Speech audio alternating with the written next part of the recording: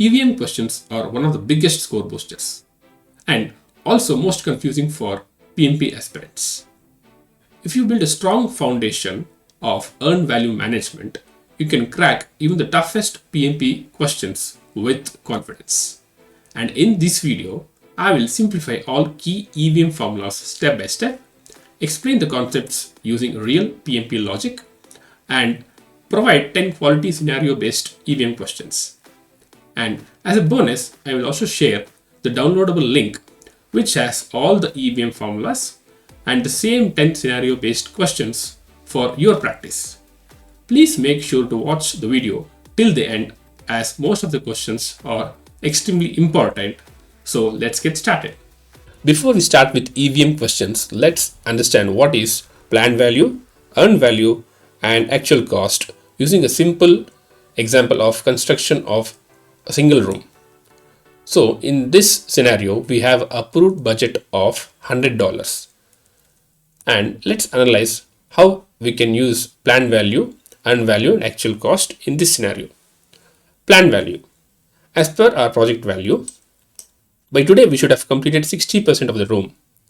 So the planned value is the budgeted cost of work plan. That's 60% is a planned value and budgeted cost is 100. That comes up to $60. So PV always answers one question. That's how much work did we plan to complete by now? That's PV. And let's move on to earned value. Earned value is nothing but budgeted value of work completed. So let's look at an example. But when we check the site as per the example, we see that only 50% of the room is actually completed. Earned value is budgeted value of the work actually completed. And that's 50% of the budget, and the budget here is 100 as we have discussed initially over here. So 50% of the 100 is EV, which is $50 in our example. EV does not depend on how much money we spent. It depends only on work completed and budget.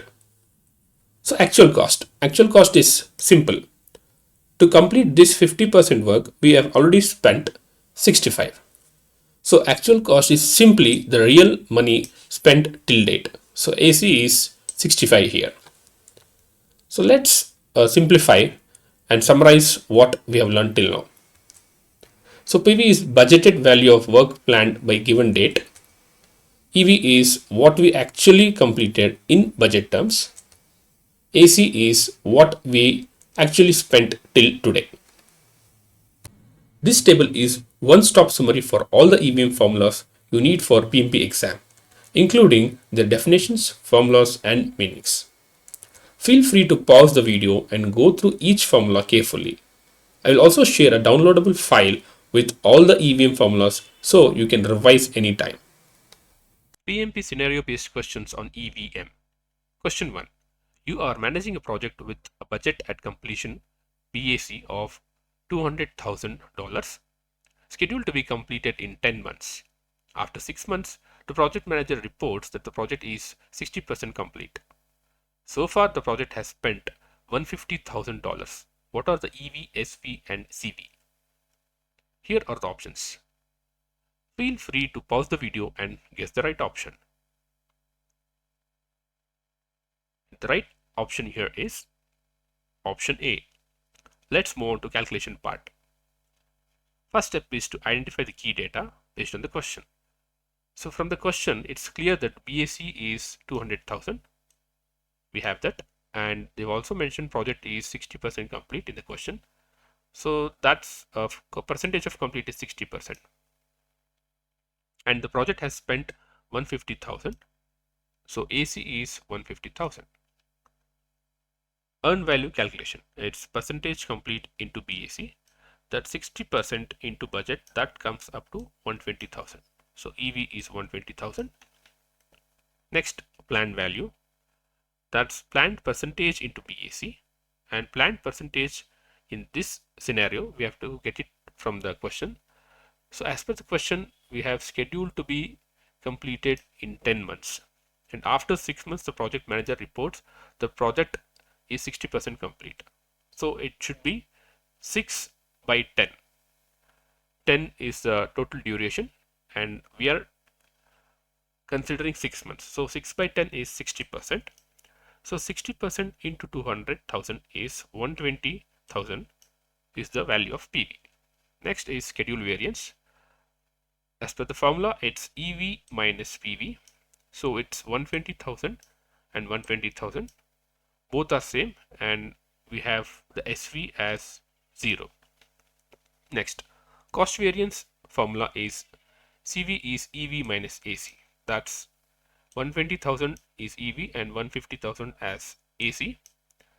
So CV minus AC gives us a negative value of 30,000.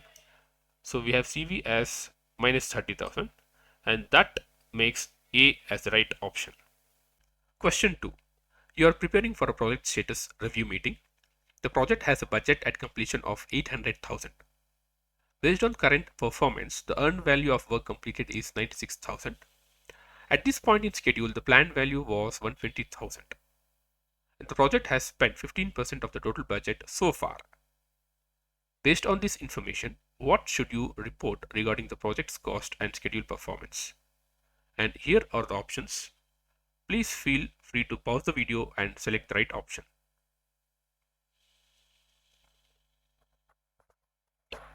The right option here is option B. First step here is to identify the key data. That's BAC is 800,000 and EV is 96,000, PV is 120,000. And actual cost is 15% of BAC. They are mentioned here as the project has spent 15% of the total budget so far. So next is we have to calculate the actual cost value. That's 15% of the budget is 120,000. That's AC. Now, calculation of cost variance. Formula is EV minus AC, and if you calculate, that's 96,000 minus 120,000, that gives a negative value of 24,000. And whenever there is a negative cost variance, it's over budget. Next, calculate schedule variance. SV is nothing but EV minus PV. And again, when you calculate 96,000 minus 120,000, that gives a negative value of minus 24,000. And negative value or negative schedule variance here is behind the schedule. So that makes the B as the right option. Question 3. Your project team has just completed the 4th iteration of an agile project. To date, the team has delivered 80 story points to the customer. The iteration length is fixed at 2 weeks, and the remaining backlog consists of 200 story points. Based on this information, what's the team's current velocity? And here are the options. Please feel free to pause the video and guess the right option.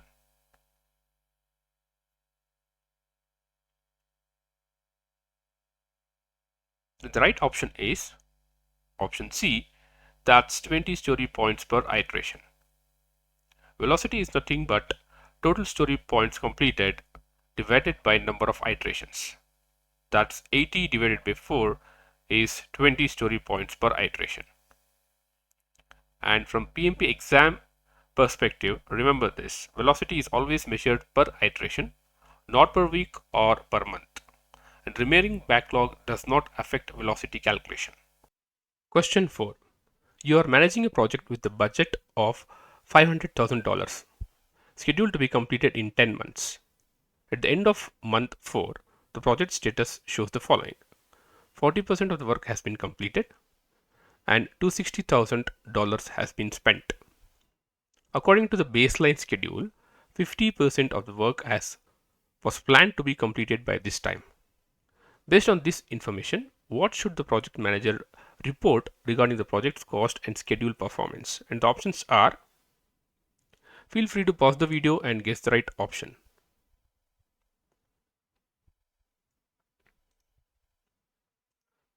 The right option here is option B, that's project is over budget and behind schedule. Let's calculate this step by step.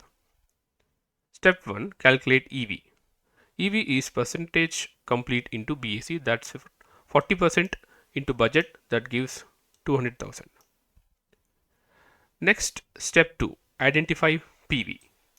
Planned percentage is 50%, that's already given in the question, and 50% of the total budget is 250,000. Next, actual cost is also given, that's 260,000. Last step is let's analyze the variances. CV is EV minus AC, and that gives a value of minus 60,000, and negative value implies that it's over budget. And SV is EV minus PV, that's 200,000 minus 250,000 gives a negative value, and again negative value here implies it's behind schedule. Hence the option, the project is over budget and behind the schedule. Question 5. You are managing a project with a budget at completion of 1.2 million US dollars. At the current point in the project, the earned value is $480,000 and the actual cost incurred is $600,000. The project manager expects that the current cost performance will continue for the remainder of the project. Based on this information, what is the estimate at completion? And here are the options. Please feel free to pause the video and guess the right answer. And the right option is option C. Let's look at the explanation step by step. Step 1 is to calculate CPI, that's EV divided by AC, and that calculation gives 0.8. Next, let's use EAC formula, that is BAC divided by CPA, and that gives the result of 1.5 million US dollars. Remember, when the question says current performance will continue, always use BAC divided by CPA as the formula. Question 6. You are the project manager for a critical infrastructure project. After 6 months, you conduct a performance review and determine the following. Budget at completion is $1.2 million. Actual cost is $700,000. Earned value is $600,000. And plan value is $550,000. The sponsor is concerned about the spending and suggests crashing the schedule to finish early. However, your team argues that the current variances are typical and will continue for the remainder of the project. Which of the following is the most accurate assessment of the project's health and the best next step? And here are the options. Feel free to pause the video and guess the right option. The right option is option B, that's the project is ahead of schedule but over budget. Calculate the EAC as $1.4 million and present a change request to the sponsor. Step 1. Analyze the data. SPA is EV over PV. That gives the result of 1.9, which is ahead of schedule, and CPA is EV over AC. That gives the value of 0.85. That implies it's over budget. And if we move on to forecast the future, that's calculation of EAC. The prompt states that the team believes the current variances, that CPA, are typical and will continue. Hence, we use the standard EAC formula, that's EAC is equal to BAC over CPI. Now, EAC is 1.2 million divided by 0.857, that's rounded up to 1.4 million. Question 7. Your project's latest performance report shows a 2 complete performance index, that's TCPA of 1.2 based on the original budget at completion.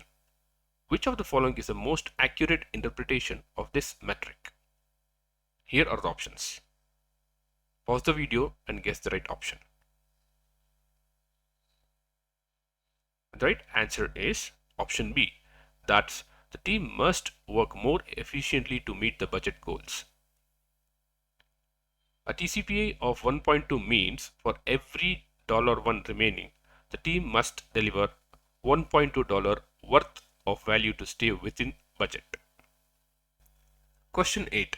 A project has a CPA of 0.75 and SPI of 0.75. The project manager decides to use crashing to get the schedule back on track. What is the most likely impact of this decision? And these are the options. Feel free to pause the video and guess the right option. And the right option is option D, that SPI will improve and the CPI will decrease. Let's look at the explanation. Here, both CPI and SPI values are 0.75, and hence that implies project is over budget and project is behind the schedule. And now let's look at the impact of crashing. First, schedule impact. Here we are adding extra resources which leads to faster work, and because of this SPI improves and it moves closer to or above 1. And since we are spending more amount, cost goes up and CPI decreases further. Hence the option D. Question 9. A project manager reports that the cost performance index, that's CPI, is 1.1. The sponsor asks how much value the project is getting for every dollar spent. What should the project manager say? And here are the options. Feel free to pause the video and guess the right option. And the right option here is option C. A CPA of 1.1 means for every dollar spent, the project earns 1.1 worth of work. The project is under budget and cost efficient. This is exactly how PMI expects a PM to explain CPA to a sponsor. Question 10. You are managing a long-term project with a budget at completion of $1 million. At the end of performance review, you note the following. Earned value is $420,000, actual cost is $600,000, and planned value is $500,000. During the review, the team confirms that the cost overruns were caused by one-time procurement issues that will not occur again. Based on this information, what is the most appropriate estimate at completion, that's EAC, and project status? Here are the options. Guess the right option. The right option here is option B. Let's look at the explanation. Step 1. Determine the schedule and cost. For that, first we have to calculate SPI, that's EV over PV. The result is 0.84, which implies it's behind schedule. Next, calculate CPI, which is EV over AC, which gives 0.70, which again implies that it's over budget. Step 2. Choose the right EAC formula. The question clearly states that cost overruns were one time and will not continue. Hence, use the atypical variance formula. And atypical variance formula here is EAC is equal to AC, that's actual cost plus total budget minus earned value. So EAC gives the result of 1.18 million, and hence the option